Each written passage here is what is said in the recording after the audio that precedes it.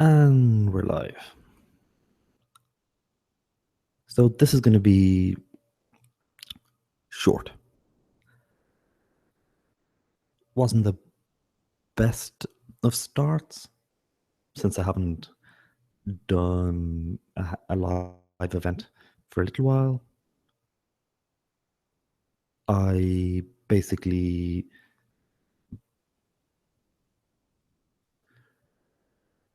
began by going over the material, giving a half-hour lesson,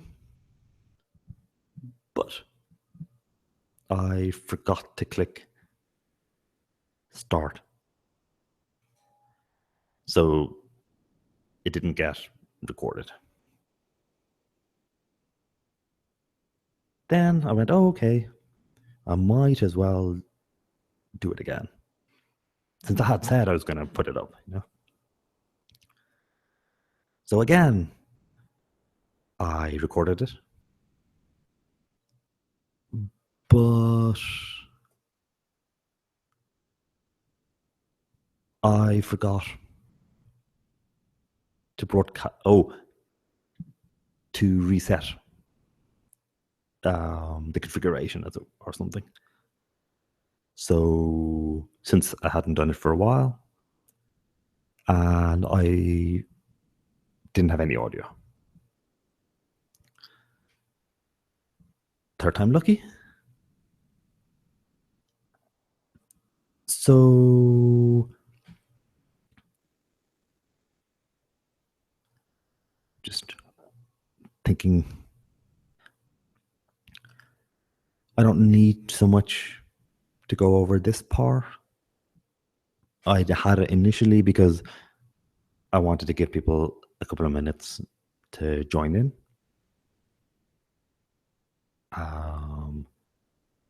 Remember, you can sign up for the free mailing list from the Facebook page. So there we talk about where you can get we always show where you can get the official syllabus for free. That syllabus breaks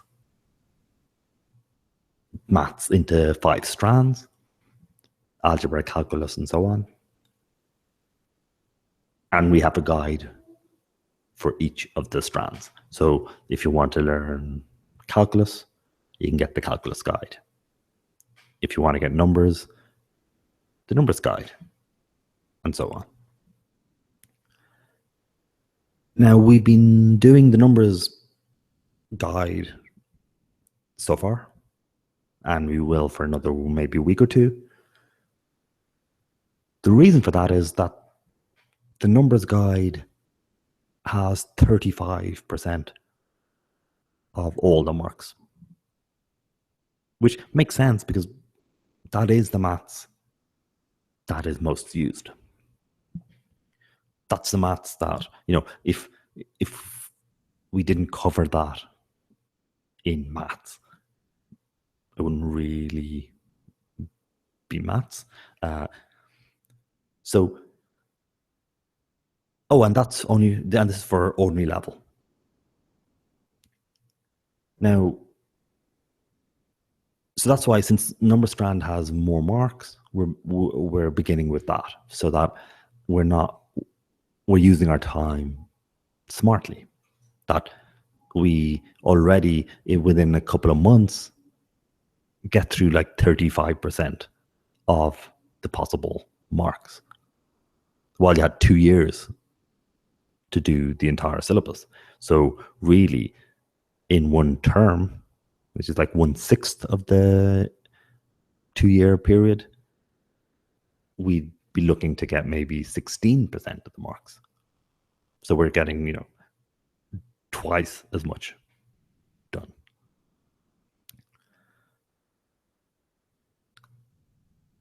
So this is the YouTube page. Again, if you're watching this, it's on this channel, so you'd be aware of it. Here we have, you know, the playlists. On the numbers playlist, we just go through content related to the number strand. This is all free. If you get the numbers guide, that kind of supports so that we can produce more stuff. It does have a little bit more. It does have more model past paper solutions, and it has more stuff. So that's the numbers. We've got statistics and probability as well. We don't do algebra, calculus, geometry here, though we do have the geometry guide and calculus guide, algebra guide, and so on.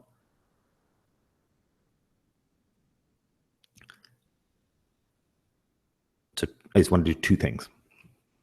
One, where are we? What's the roadmap?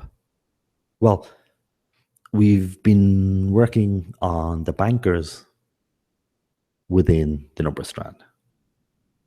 So the number strand, as I said, if you look through the past papers, it tends to have 35% of the marks.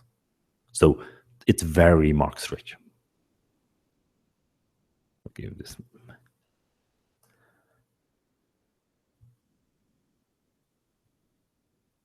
And within them, within the number strand, there are a couple of banker questions. So volumes and areas gets asked every year.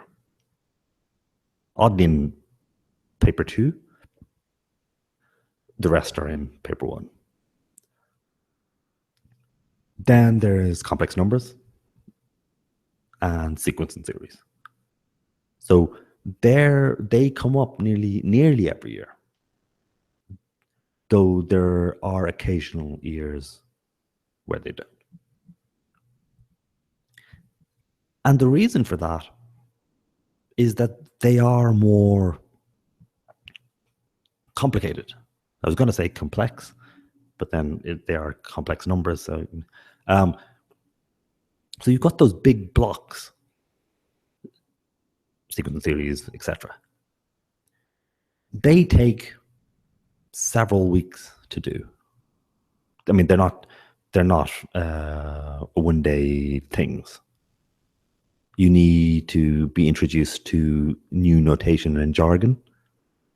Like say with complex numbers, you've got to learn how to write a complex number, how to add, multiply, subtract, divide. Dividing is tricky. There is a trick. Then there's argon diagrams. So there's a lot of structure. There's a lot to learn there. So it makes sense that you get asked a question on it. In various other topics within the number strand, they're pretty short and simple. You're adding, multiplying. There's nothing complicated there. So, work out the universal social charge. That's not mathematically challenging. I don't get to test your knowledge on that topic, since it's pretty simple. So there are many simple topics within the number strand, but since they are so simple, they're not great from the examiner's point of view, because they can't really ask you much. There's not much to do. So those questions occasionally come up, but most often don't. So if you were to just study and learn a couple of those easy topics, it's good luck. This year could be the year it gets asked, but 1 in 5 maybe. I mean, or they'd be pretty rare that you would be asked questions on those smaller topics. So you want to quickly go through them. They shouldn't take you long. and you'll kind of feel happier. But from an exam point of view, I want to ask you questions. I get to test you on complex numbers, because unless you have actually studied, done the questions and practiced them, you'll be found out. You won't know how to write anything. You won't understand what the words are in the question. You will basically get a bad mark. So that's very good for me as an examiner, because I get to reward like the people who have done the work, who have learned them, who have done the work, who have seen how to solve the problems. They'll just answer them because they know, while the people who haven't studied will do badly, which is fair because they didn't study. The answers were given to them. They had the time when they could have just looked up, done the lessons, and be told how to solve the questions. So the banker questions are very good from an examiner's point of view. So that's why, but we've been doing the banker questions, which have lots of marks and get us asked nearly every year. So that's where we are. We've kind of gone through the banker questions. We're just finishing up from the number strand. We'll just wrap up a bit of the numbers strand, and then get going in probability and statistics, which tend to have maybe 20%. So with those two, and we should be through them, really be done with them by kind of January, maybe end of January. We'll see. Once you've done those two, then you can get a potential like 55%. So you can pass. You can't assume you're going to get 100%. So we want to add a bit more. We want to do the turbo questions and so on. Maybe the geometry, but you want to add a bit more so that you're not relying on the best case.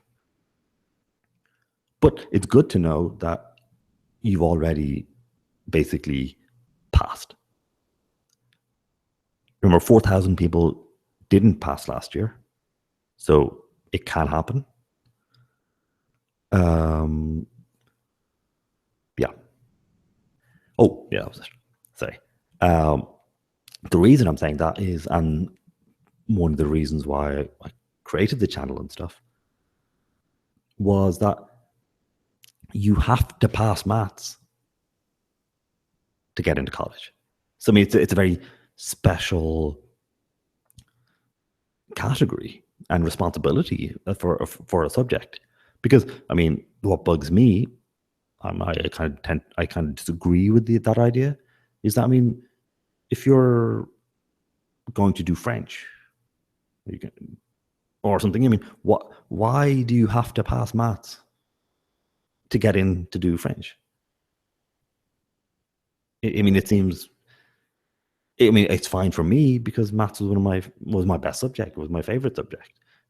But I mean, it seems arbitrary to impose it on everyone, would be my stance. This is a brilliant video. Study less, study smart. Highly recommend you look at it. He's I think, psychiatrist or psychologist. He talks about how basically our brains work. And this is relevant because he talks about how, people have done many studies, and essentially we're not a machine. So we can't just go, oh, I'm going to study for 5 hours turn on. No. We tend to be able to concentrate maybe for 15 minutes, maybe half an hour. So after that, basically we can operate at a good maximum efficiency, full out work for maybe say 15 minutes. And then we slowly get drained. So we can keep kind of going for half an hour, but something like that, but not for 5 hours. So if we sit there and go, I'm studying for 5 hours, studies have shown that we actually were taking in information for 10, 15 minutes, and then we don't remember the rest. So the last 4 hours, you actually clocked in, you spent that time, but you didn't do any work. So that's what he talks about. You basically want to work maybe for half an hour, then take a break. I tend to maybe have a cup of tea or something. Think about what I did for the last half hour. What parts made sense? What bugged me?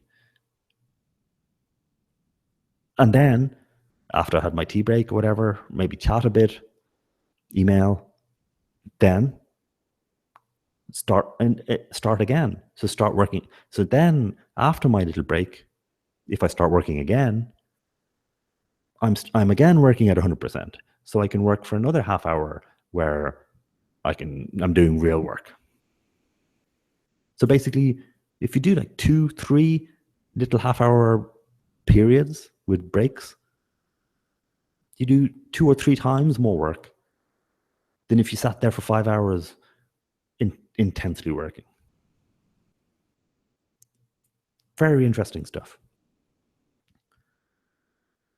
There's multiple other lessons, and these were only a selection. If you go to the LBCC site, it's huge. And basically these ideas can be used, they're not for maths.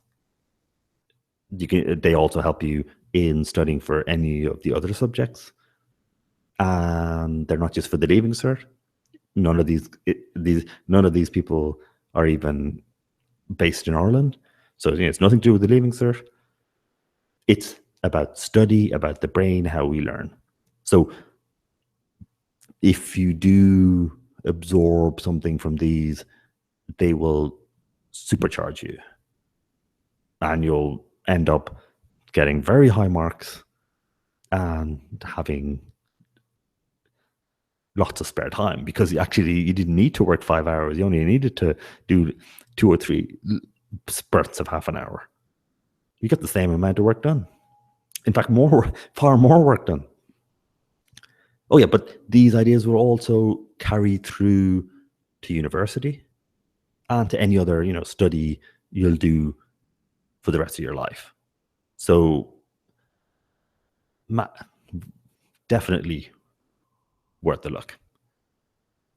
So that's pretty much all I wanted to say, and particularly given this is my 3rd recording. So if this one doesn't work, I think I'll call it a day. Not meant to be. So fingers crossed.